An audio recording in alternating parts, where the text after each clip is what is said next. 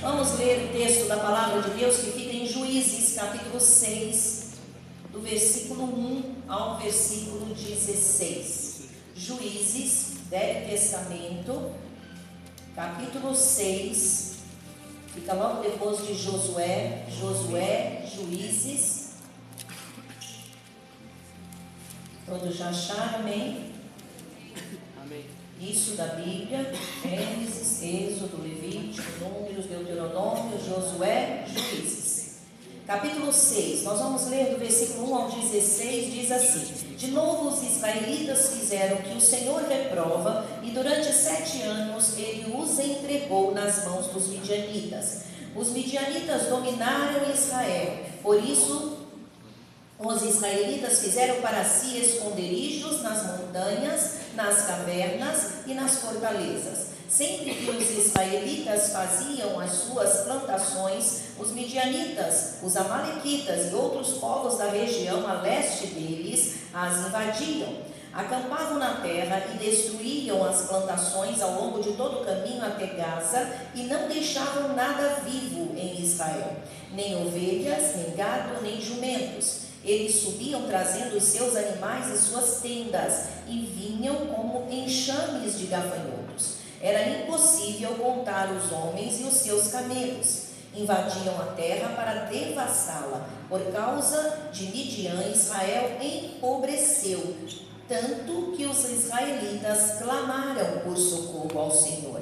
Quando os israelitas clamaram ao Senhor por causa de Midian, e ele lhes enviou um profeta que disse: Assim diz o Senhor, o Deus de Israel: Tirei vocês do Egito, da terra da escravidão. Eu os livrei do poder do Egito e das mãos de todos os seus opressores. Expulsei-os e dei a vocês a terra deles. E também disse a vocês: Eu sou o Senhor, o seu Deus. Não adorem os deuses dos amorreus, em cuja terra vivem. Mas vocês não me deram ouvidos. Então o anjo do Senhor veio e sentou-se sob a grande árvore de Ofra, que pertencia ao abiesrita Joás. Gideão, filho de Joás, estava malhando trigo num tanque de prensar uvas, para escondê-lo dos midianitas. Então o anjo do Senhor apareceu a Gideão e lhe disse: O Senhor está com você, poderoso guerreiro.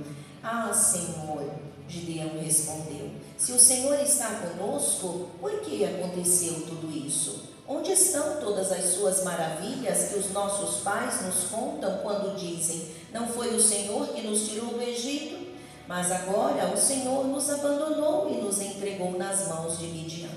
O Senhor se voltou para ele e disse: Com a força que você tem, vá libertar Israel das mãos de Midian. Não sou eu quem o está enviando? Ah, Senhor, respondeu Gideão, como posso libertar Israel? Meu clã é o menos importante de Manassés e eu sou o menor da minha família. Eu estarei com você, respondeu o Senhor, e você derrotará todos os midianitas como se fossem um só homem. Amém, queridos?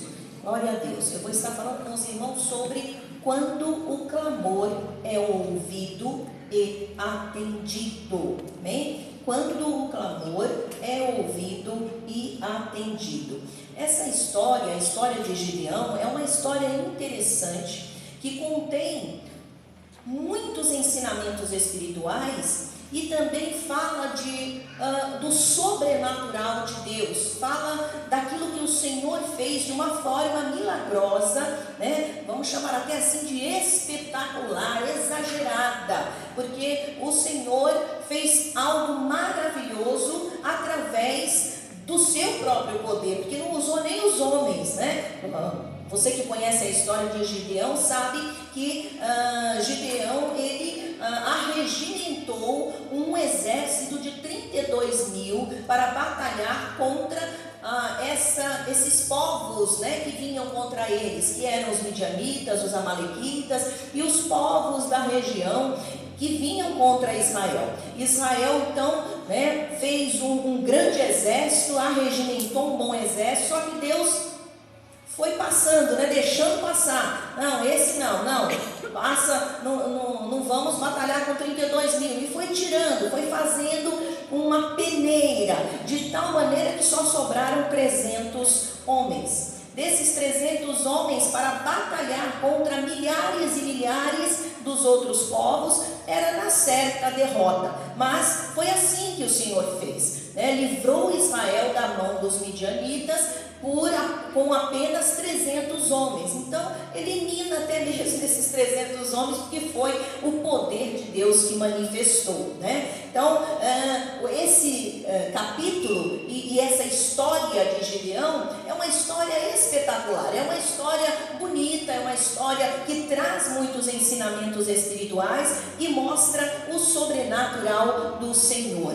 Esse momento em que nós lemos aqui, em que momento Israel estava no capítulo 6? A Bíblia diz que Israel estava sofrendo com a opressão de povos, né, de 3 povos, mas principalmente com os midianitas. Os midianitas, eles eram um povo do deserto, eles eram árabes, era um povo nômade e eles habitavam nos desertos da Síria e da Arábia. E eles tinham como especialidade roubar as pessoas. Eles eram ladrões, eles eram saqueadores e eles atacavam subitamente, eles atacavam assim, né, de repente, sem que as pessoas pudessem se preparar. Então eles eram verdadeiros ladrões. Os próprios irmãos de Gideão já haviam sido mortos por eles. Então eles eram um povo muito difícil e estava judiando do povo de Israel. Israel estava debaixo desta opressão sem trégua, sem limites, não dava sossego.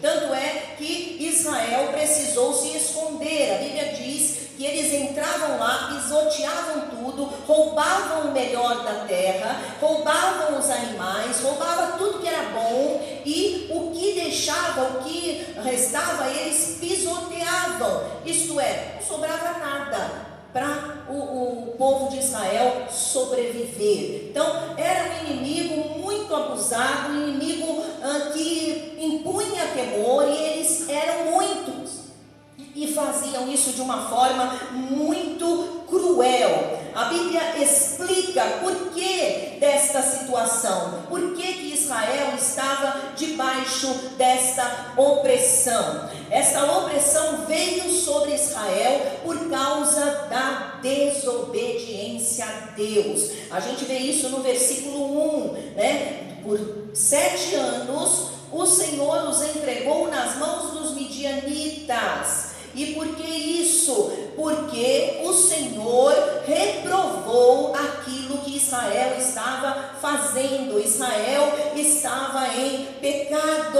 O povo de Deus não somente desobedecia às ordens do Senhor, os mandamentos do Senhor, mas o povo também se jogou à idolatria, ofendendo ao Senhor. E mais para diante nós lemos isso, que o Senhor disse para eles: não se envolvam com a idolatria. A idolatria vai abrir brechas na vida de vocês. A idolatria vai trazer derrota sobre a vida de vocês. E aí eles foram e começaram a se envolver, e o Senhor disse: vocês não me ouviram. Então, basicamente, a razão porque o povo de Israel estava vivendo esta opressão sem trégua era por causa da desobediência aos mandamentos do Senhor, e especialmente por causa do pecado da idolatria. Nesta situação, o povo começa a clamar.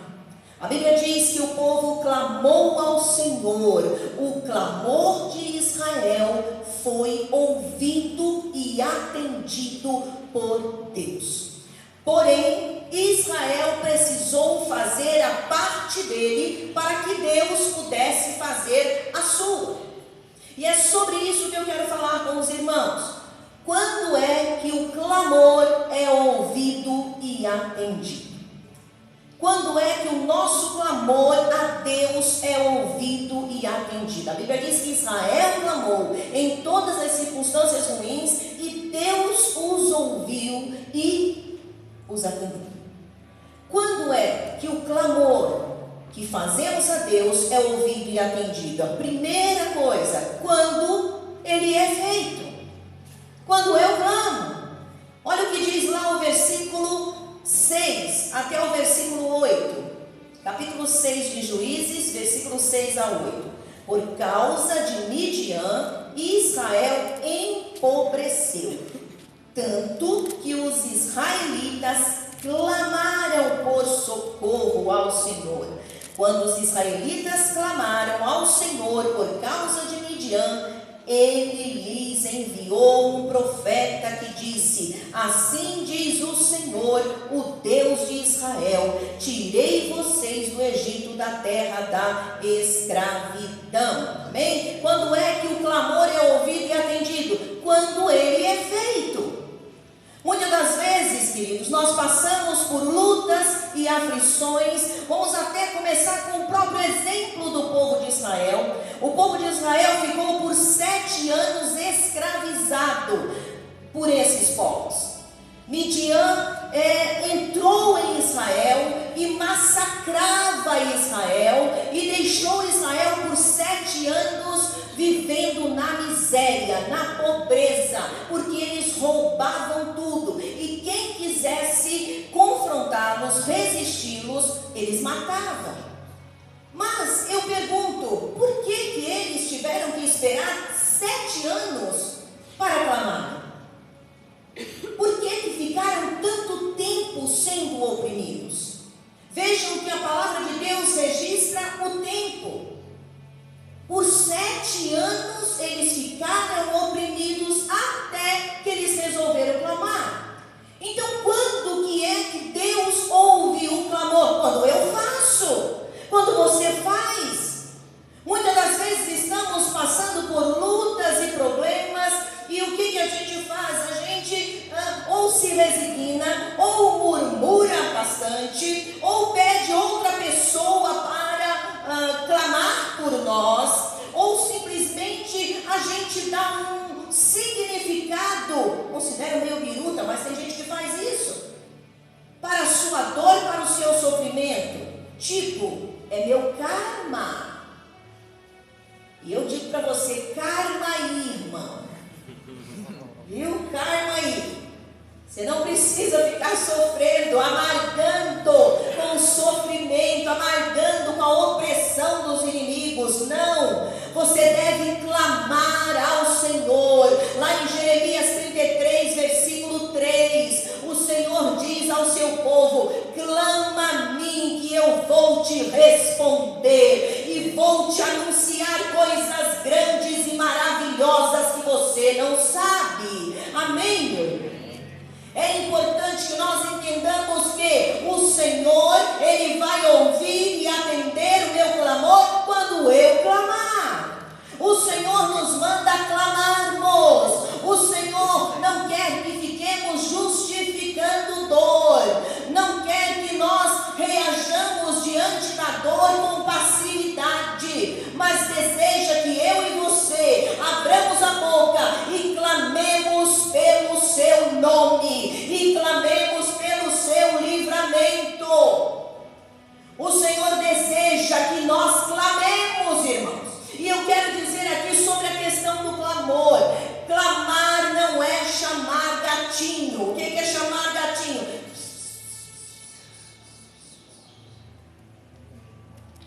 Não é assim que a gente chama gatinho? Né? Amém? Amém.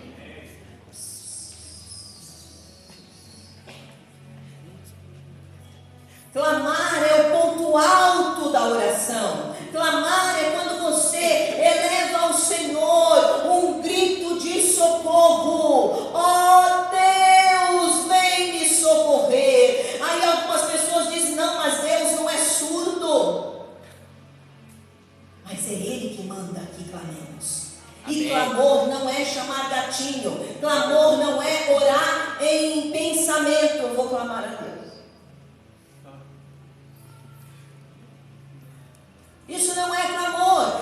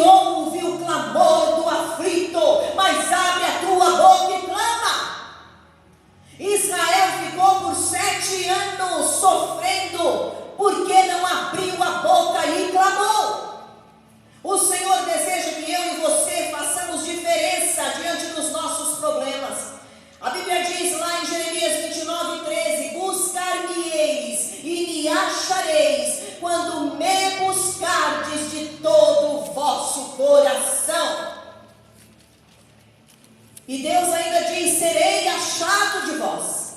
Então é importante, meus irmãos, que não fiquemos administrando as coisas, as dores, os sofrimentos, achando tipo, tem que ser assim. Não, você não clamou. O Senhor te trouxe a este lugar para que você aprenda a clamar. O Senhor te trouxe neste culto para você abrir a tua boca e clamar ao nome do Senhor. Amém? Às vezes vocês vêm por altar e aí o pastor pede que você ore com ele, e aí às vezes ele fica até assim mais envolto no poder do Senhor, e ele diz para a congregação, para o povo: irmãos, abre a boca e ora. Nós ficamos aqui no altar chamando o gatinho.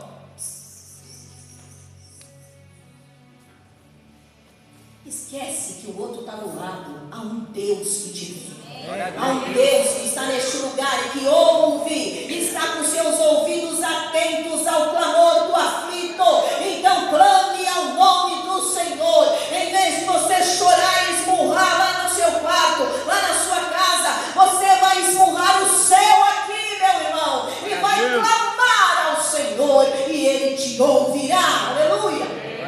Esse é o Deus que nós servimos, esse é o Deus de Gideão, esse é o Deus que livrou Israel das mãos dos opressores midianitas. Mas ainda, quando é que o clamor é ouvido e atendido? Quando reconhecemos nossos pecados e decidimos abandoná-los. Olha o que diz Juízes, capítulo 6, o versículo 9 até o 12. Eu os livrei do poder do Egito e das mãos de todos os seus opressores. Expulsei-os e dei a vocês a terra deles. Ele está se referindo ao grande livramento que Deus deu ao seu povo de Israel lá da escravidão egípcia. E também disse a vocês, versículo 10, eu sou o Senhor, o seu Deus. Não adorem os deuses dos amorreus em cuja terra vivem. Mas vocês não me deram ouvidos. Então o anjo do Senhor veio e sentou-se sobre a grande árvore de Ofra, que pertencia ao Abiesrita, Joás. Gideão, filho de Joás, estava malhando trigo num tanque de prensar uvas para escondê-lo dos midianitas. Então o anjo do Senhor apareceu a Gideão e lhe disse: o Senhor está com você, poderoso guerreiro. Agora olha o versículo 25. Deus dá uma ordem para Gideão. Naquela mesma noite, o Senhor lhe disse: separe o segundo novilho do rebanho de seu pai, aquele de 7 anos de idade, despedace o altar de Baal, que pertence a seu pai, e corte o poste sagrado de Azerá, que está ao lado do altar. Depois faça um altar para o Senhor, o seu Deus, no topo desta elevação. Ofereça o segundo novilho em holocausto com a madeira do poste sagrado que você irá cortar. Assim Gideão chamou 10 dos seus servos e fez como o Senhor lhe ordenara. Mas, com medo da sua família e dos homens na cidade, fez tudo de noite e não durante o dia. Queridos, quando é que o clamor ao Senhor é ouvido e atendido? Quando nós reconhecemos os nossos pecados e decidimos abandoná-los. Esse texto nos mostra que a razão por que o povo estava sofrendo humilhação, sofrendo opressão, sofrendo invasão, sofrendo miséria, pobreza, era por causa de eles terem desobedecido ao Senhor, de eles terem se misturado com os povos da terra, mas principalmente com as suas idolatrias. O Senhor denuncia isto neste texto. Era o pecado da desobediência, mas principalmente o da idolatria. E o Senhor diz que só poderia atendê-los se de verdade eles tirassem tudo isto da vida deles. Era necessário que eles reconhecessem. A Bíblia diz que o Senhor orientou a Gideão, que Gideão ali se tornou um canal de bênçãos, um canal para Deus falar com o seu povo, para Deus purificar o seu povo. agora ele derruba o altar de Baal. Derruba os altares. Derruba o poste ídolo. Derruba tudo. E faça um altar ao Senhor. Isto é, tira o pecado. Tira a idolatria. Derrube os ídolos. Derrube os altares dos ídolos. E depois edifica um altar somente para mim, disse o Senhor. Para quê? Para que vocês possam ser abençoados. Queridos, eu quero destacar uma coisa aqui que muitas vezes nós temos falado e que em nome de Jesus possa entrar no seu coração e mudar a sua vida. O pecado, ele é a porta de entrada para todos os sofrimentos na vida humana. Quando nós nos colocamos a pecar contra o Senhor, nos pomos a desobedecer ao Senhor, quando nós abrimos a porta para o pecado, nós também estamos abrindo as portas para que os inimigos nos ataquem. Muitas pessoas dizem assim: eu estou sofrendo isso porque Deus quis assim. Não! Nós sofremos porque nós atraímos esse sofrimento por causa dos nossos pecados. Quando Deus diz na sua palavra: não se meta com isso, não pratique isso, não faça isso, não é porque Ele é um Deus caprichoso, não, mas é porque Ele é um Deus bom, maravilhoso, amoroso, que quer nos livrar de todos os ataques do inferno. Glória a Deus. E quer nos poupar de sermos vítimas nas mãos de Satanás e de perdermos as bênçãos dele. Então é importante que nós entendamos que o pecado que nos afasta de Deus, ele também nos assola, ele também nos rouba. Assim como os midianitas atacavam e saqueavam os bens do povo de Israel, assim, quando o pecado entra nas nossas vidas, é isso que o inimigo faz. Ele entra e saqueia os nossos bens. Saqueia a nossa paz, a nossa alegria, os bens materiais. Ele saqueia tudo. Por isso o Senhor deseja que eu e você, ao clamarmos o seu nome, nós reconheçamos aquilo que temos feito contra o Senhor.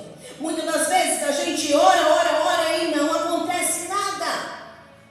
Sabe por quê? Porque precisa de haver reconhecimento de pecado e arrependimento. Israel precisou reconhecer os seus pecados e se arrepender. A Bíblia diz assim: santificai-vos, porque amanhã o Senhor fará maravilhas no meio de vós. Glória a Deus. Amém? É importante nós buscarmos uma vida no altar de Deus. Não é Deus que não quer te abençoar, é o pecado que te impede de receber a bênção. Quantas pessoas que vamos orar por elas particularmente, e elas estão pedindo alguma coisa, e enquanto nós oramos, o Senhor começa a mostrar a idolatria nisso, há ídolos aqui, há coisas erradas aqui, que precisa haver arrependimento. O pecado nos afasta de Deus. A Bíblia diz que não é o Senhor que se afasta de nós, mas é o pecado que nós praticamos, que nos afasta de Deus e não permite que nós enxerguemos ao Senhor. É o pecado. Então é importante que reconheçamos.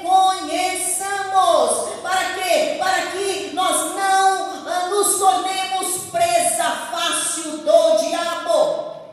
Se quisermos que o nosso Deus ouça o nosso clamor e nos ajude, é necessário reconhecer aonde temos pecado contra Ele e nos arrependermos.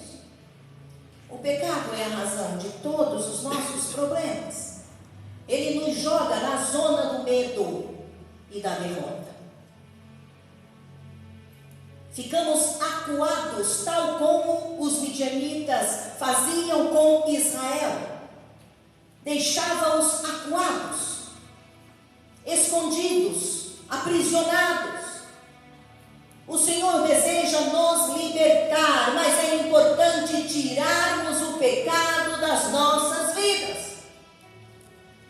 É importante que reconheçamos aonde temos pecado contra o Senhor. Quem sabe você tem levantado na sua vida ídolos do teu coração, coisas que você tem reverenciado, e isso tem aborrecido a santidade do Senhor e tem afastado as bênçãos de chegar na tua vida. O Senhor deseja perdoar todos os pecados. Jesus foi ao Calvário e o seu sacrifício foi suficiente para nos perdoar de todos os pecados. Amém. Mas só existe perdão de pecado quando há arrependimento. E eu só posso arrepender-me de algo se eu reconhecer este algo. Se eu ficar me justificando sobre os meus pecados, Gideão teve medo. Por que Gideão teve medo? Porque os altares pertenciam ao seu pai, à sua família. Gideão recebeu a palavra do Senhor e ficou amedrontado, mas a palavra de Deus diz que ainda assim ele o fez, e a bênção chegou para o povo de Israel. Diga aleluia. Vai chegar para mim também. Fala para o Senhor. Glória a Deus. Quando nós reconhecemos os nossos pecados e decidimos abandoná-los, a bênção do Senhor vem sobre nós. Lá em Provérbios, capítulo 28, versículo 13, diz que aquele que encobre as suas transgressões nunca prosperará, mas aquele que as confessa e deixa alcança misericórdia. Amém? Então não abrigue pecados na sua vida. Não aninhe no teu coração, na tua vida, pecados, porque estes pecados serão responsáveis pelos danos da sua vida e da sua alma. Lá em Josué 3, versículo 5, a palavra de Deus diz: santificai-vos, o Senhor vai fazer coisas maravilhosas, mas primeiro santifique-se. Mas ainda, amados, quando é que o clamor a Deus é ouvido e atendido? É importante nós entendermos que Deus não é surdo, Deus não vira as costas para nós, mas o pecado pode tirar a nossa visão dele. Terceiro, quando decidimos confiar em Deus e sair da caverna, quando é que o clamor é ouvido? Em Juízes capítulo 6, do versículo 12 até o versículo 16, olha o que diz aí. Então o anjo do Senhor apareceu a Gideão e lhe disse: o Senhor está com você, poderoso guerreiro. Ah, Senhor, Gideão respondeu, se o Senhor está conosco, por que aconteceu tudo isso?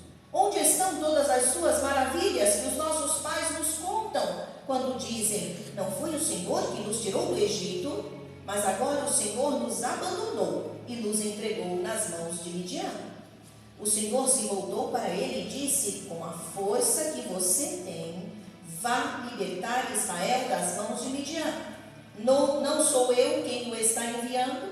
Ah, Senhor, respondeu Gideão, como posso libertar Israel? Meu clã é o menos importante de Manassés e eu sou o menor da minha família.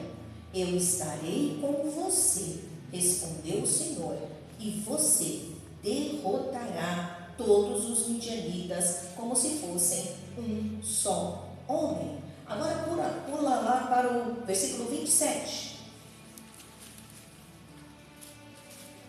Assim, Gideão chamou 10 dos seus servos e fez como o Senhor lhe ordenara. Mas, com medo da sua família e dos homens da cidade, fez tudo de noite e não durante o dia. Versículo 34.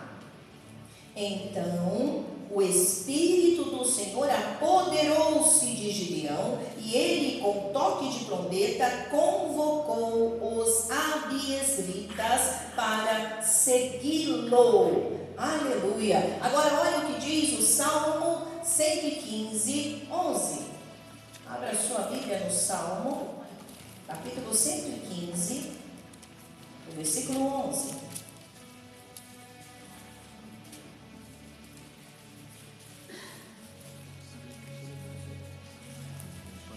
Amém? Vocês que temem o Senhor, confiem no Senhor. Ele é o seu socorro e o seu escudo. Amém? Vira para o teu irmão e diga: é preciso confiar. Fala ainda para ele, diz assim, com muito amor, mas com firmeza. Você ainda está duvidando? É preciso ter fé. Aleluia. Quando é que o clamor a Deus que fazemos é ouvido e atendido? Quando nós decidimos confiar em Deus e sair da caverna. A Bíblia diz que Gideão e o povo vivia escondido com medo dos inimigos. Diga medo. Queridos, o medo é gerado na incredulidade. O povo vivia incrédulo do poder do Senhor. O povo vivia incrédulo de que Deus os estava cuidando, de que Deus ainda era o Deus deles. O povo vivia incrédulo sobre se Deus era poderoso mesmo para livrá-los. Tanto é que quando o Senhor, na pessoa do anjo, fala com Gideão, a Bíblia diz que Gideão diz para ele: ei, se o Senhor é conosco, o Senhor é conosco? Como assim? Se o Senhor é conosco, por que nos está acontecendo isso, irmãos? Deus ignora aquela atitude, aquele palavreado incrédulo de Gideão e vai no foco certo. Ei, homem valente! Ei, homem guerreiro! Você vai livrar o meu povo das mãos dos inimigos na minha força. Aleluia! Diga amém. Amém. Glória a Deus. A fé de Gideão o revestiu de coragem.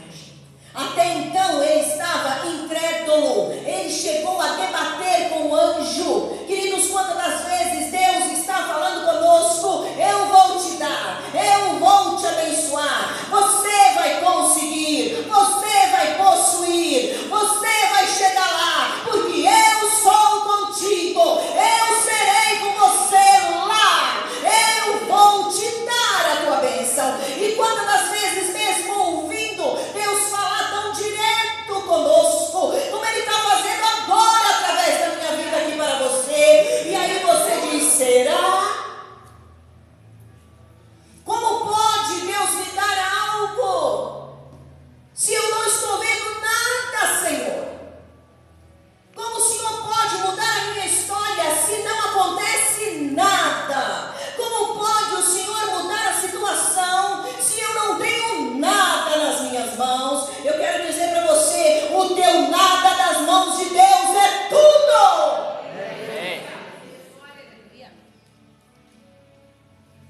Na realidade, Deus não precisa de nada mesmo para agir. Ele só precisa da tua fé. O clamor a Ele é ouvido e atendido quando nós agimos por fé. É necessário crermos. Gideão até então debatia com o anjo. Quantas das vezes estamos debatendo com o anjo? É por isso que ele teve medo para derrubar os altares a Baal. Eu quero dizer uma coisa para você com toda franqueza e propriedade: não tema o que Deus te manda fazer, faça, porque é bênção pura. Aleluia. Você não perde nunca. Ah, mas eu vou ficar desamparado. Eu vou. Você vai ser abençoado se ouvir e obedecer. E não ao contrário. A Bíblia diz que o Senhor não confunde nunca aqueles que nele confiam. Aleluia. É importante, queridos, nós exercitarmos a nossa fé. A fé que Gideão começou a despertar dentro de si. Quando o Senhor começou a cutucá-lo, Gideão pulava daqui, pulava de lá, mas o Senhor diz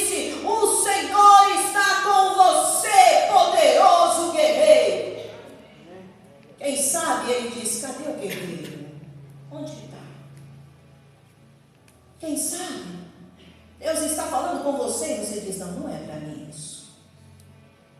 Eu não tenho nem por onde começar. Eu não tenho nem como sonhar. Eu quero dizer para você que é contigo que Deus está falando.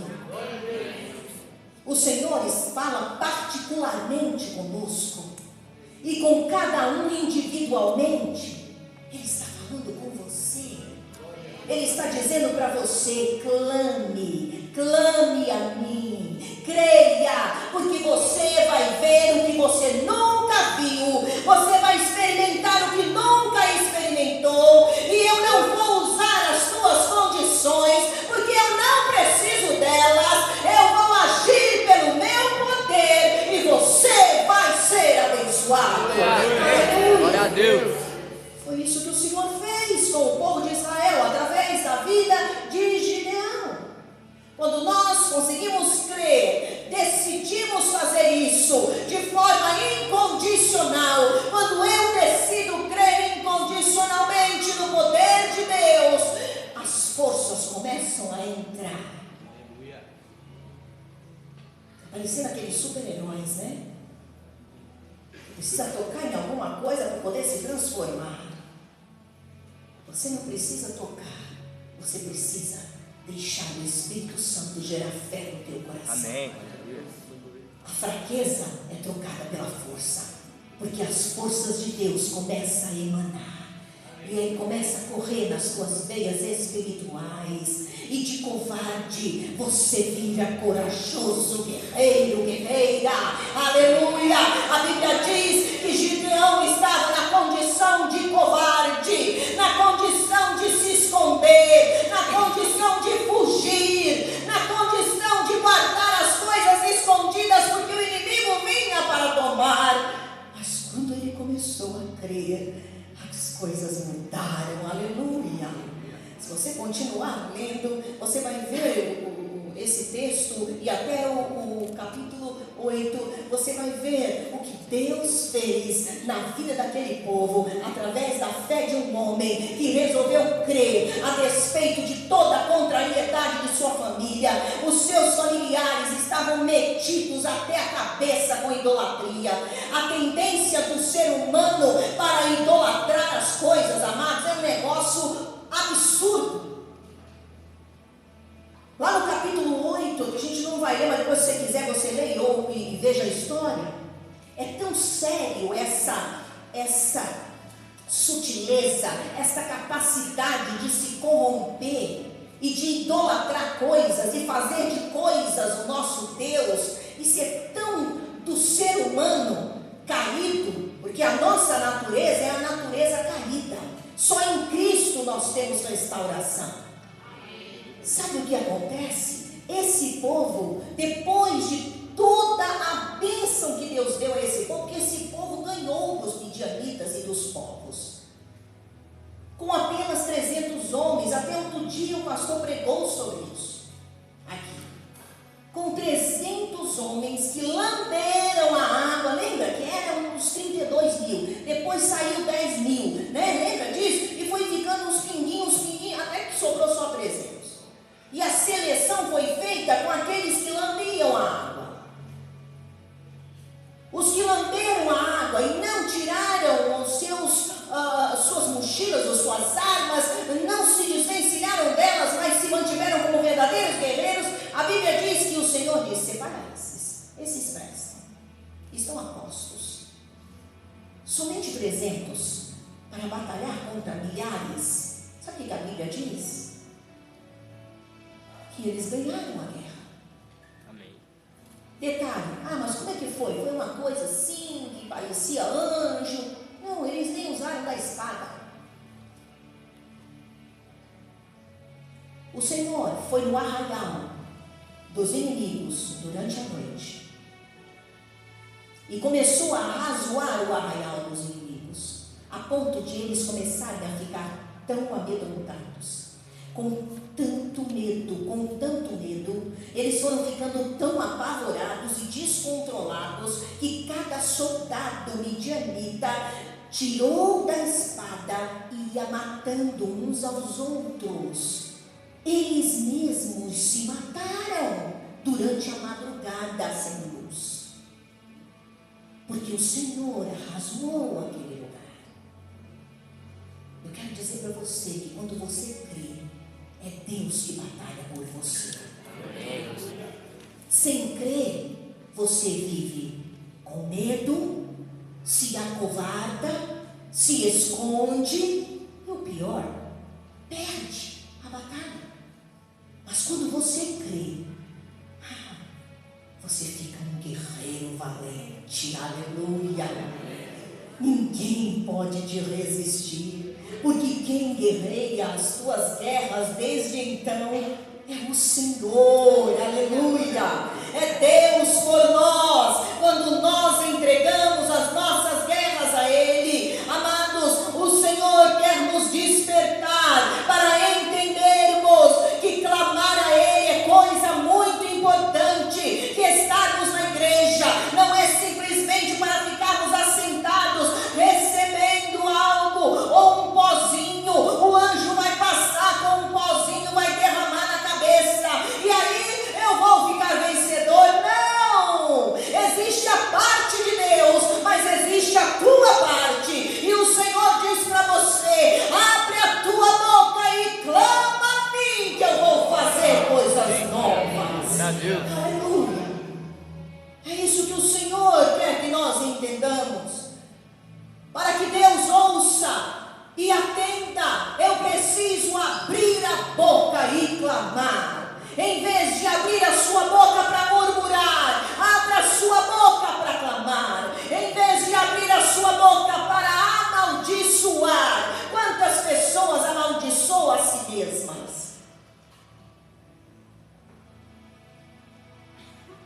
Eu sou burro, burra mesmo.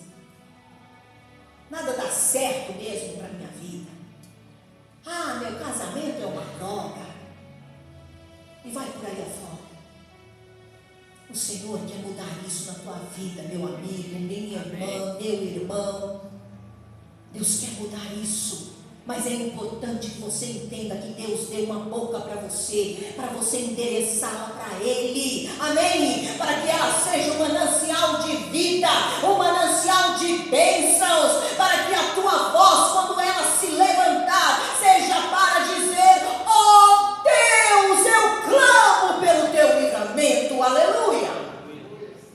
Não existe uma só pessoa que tenha clamado a Deus de todo o seu coração e tenha ficado sem ser atendido. Depois, é preciso arrepender-nos dos nossos pecados e decidir derrubar os ídolos e os altares. É necessário. Limpa a casa, esta casa. E depois limpa a sua casa. Mas limpa primeiro esta casa. Quem sabe o teu clamor não está chegando ao Senhor, porque você está cheio de amargura dentro do seu coração. Quem sabe está faltando perdão. Quem sabe você está inflável de tanto orgulho. Não há espaço para Deus operar, porque você ocupa todos eles. O Espírito Santo está com alfinete para furar isso aí, para esvaziar. O orgulho é uma desgraça para a vida humana. Ele nos afasta de Deus e também nos afasta uns dos outros. O orgulho é um pecado. Quem sabe você está com as costas pesadas dos pecados lá de trás. Comportamentos imundos, imorais, toda sorte de coisas pecaminosas. Mas eu quero te dar uma boa notícia. Se você decidir largar tudo isso, se arrependendo, o Senhor tem perdão para tudo isso aí. Não existe pecado tão grande que o sangue de Jesus não possa purificar. Glória a Deus. E não existe pecador tão imundo que Jesus não possa lavar com o seu sangue. O Senhor deseja que você seja ouvido e atendido por Ele, mas é preciso tomar a decisão. Às vezes a gente diz assim: vem para Cristo com um monte de bagagem e não quer soltá-las. Queremos entrar para uma vida nova com Jesus com um monte de lixo na vida. Jesus Cristo diz para você: joga esse lixo fora, porque eu vou limpar você todinho. Às vezes nós queremos que Jesus ocupe uma casa que está cheia de outros deuses. A Bíblia diz que Deus não divide a sua glória.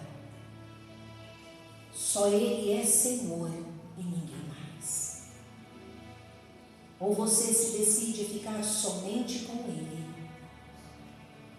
ou não poderá ficar com Ele. Ele não divide a sua glória. Quem sabe você está dividindo? Está querendo dividir a casa, a sua vida, com Deus e com outros amores espirituais. O Senhor não pode habitar numa casa cheia por outros. Por isso é necessário tomar decisão de derrubar os ídolos e destruir os altares e quebrar os postes.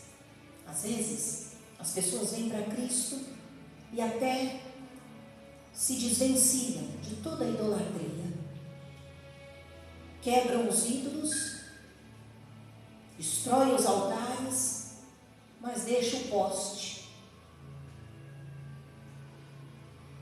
É aquela fezinha antiga que ainda se conserva. Naquele ponto, naquela frestinha, Satanás vai entrar e vai impedir a tua bênção. Por isso o Senhor diz: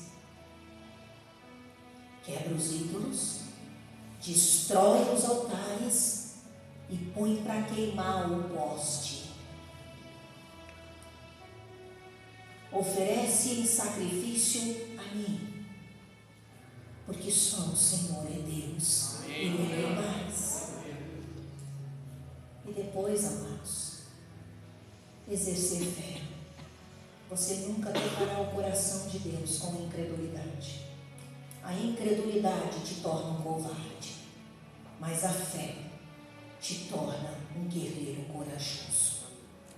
Por isso que Davi, o rei, que até então não era rei, mas apenas um menino, enfrentou o grande Golias. E ele disse na cara do Golias, quando Golias olhou para ele, o grande gigante, e começou a gargalhar e disse: que isso?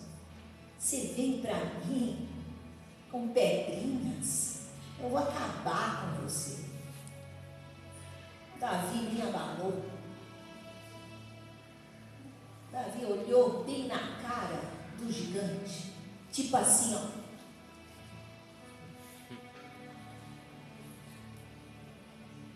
Diz para ele: você vem contra mim com espadas, com lanças, com armadura, com tamanho, com músculo, mas tem um negócio, somente um negócio: